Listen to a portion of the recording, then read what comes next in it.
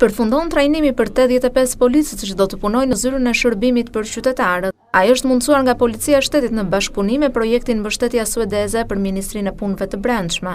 Zëvendësdrejtori i përgjithshëm i policisë, zoti Altin Shato, theksoi se ky projekt është në funksion të rritjes së cilësisë së shërbimit ndaj qytetarëve. Në funksion të rritjes së cilësisë së shërbimit ndaj qytetarëve, po punojmë për implementimin e projektit të zyrave të shërbimit ndaj qytetarëve në të gjithë komisariatet e policisë. Këto zyra do të shërbejnë për të ofruar qytetarëve të gjitha shërbimet administrative që ofron policia, ku qytetari në çdo kohë, 24 orë 24, do t'i ofrohet shërbimi i duhur profesional në lidhje me ankimet, njoftimet, kallëzimet, deklarimet.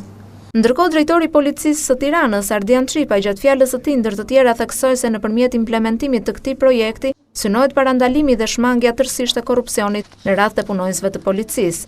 Një shërbim më korrekt, implementimin e projektit One Stop Shop, pra çdo qytetar në të njëjtin sportel të njëjtit punonjës policie do të kërkojë të gjitha shërbimet dhe me një korrektesë, me një protokoll të përcaktuar, këto shërbime do t'i afrohen me një afat të përcaktuar gjithashtu.